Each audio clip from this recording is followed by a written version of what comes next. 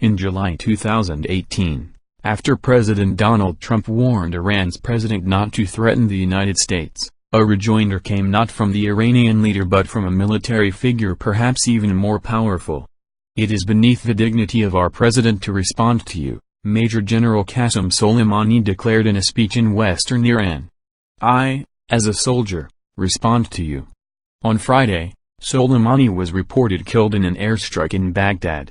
The general, a once shadowy figure who enjoyed celebrity-like status among the hardline conservatives in Iran, was a figure of intense interest to people inside and outside the country. It is not just that he was in charge of Iranian intelligence gathering and covert military operations, and regarded as one of its most cunning and autonomous military figures. He was also believed to be very close to the country's supreme leader, Ayatollah Ali Khamenei, and seen as a potential future leader of Iran. That Soleimani was in Iraq when he was killed at age 62, at Baghdad International Airport, was not surprising. He was in charge of the Quds Force of Iran's Revolutionary Guard, a special forces unit that undertakes Iranian missions in other countries. He had been named to lead it in the late 1990s. In that role, Soleimani was believed to be the chief strategist behind Iran's military ventures and influence in Syria, Iraq and elsewhere in the region and beyond. He was considered the most effective military intelligence official in the region. A senior Iraqi intelligence official once told U.S. officials in Baghdad that Soleimani had described himself as the sole authority for Iranian actions in Iraq. In his speech denouncing Trump, he was even less discreet, and openly mocking.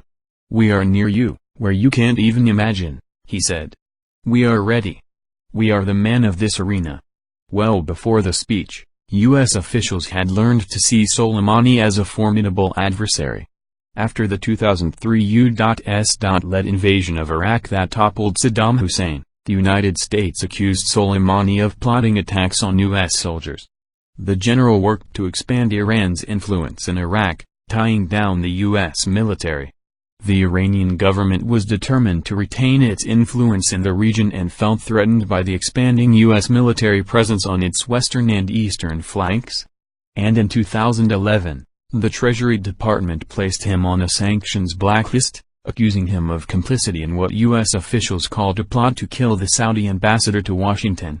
But at times, the adversary looked more like ally, however tenuous the relationship. U.S. officials cooperated with the Iranian general in Iraq to reverse gains made by the Islamic State, a mutual enemy.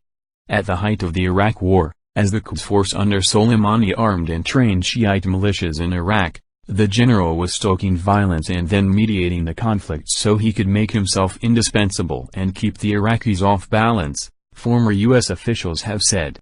According to a June 2008 cable written by Ryan Crocker, then the U.S. ambassador to Baghdad, Soleimani played a role in brokering a ceasefire that enabled the battered Shiite militias in the Sadr city neighborhood of Baghdad, which Iran was supporting, to withdraw.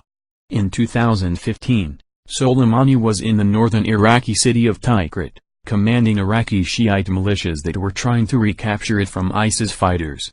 U.S. warplanes belatedly joined the campaign. Soleimani also caught the imagination of ordinary Iranians. He came to prominence during Iran's bloody 8-year war with Iraq. As a Revolutionary Guards commander, he gained a reputation for leading reconnaissance missions behind Iraqi lines. For Qassem Soleimani, the Iran-Iraq war never really ended, Crocker once said in an interview. No human being could have come through such a World War I-style conflict and not have been forever affected.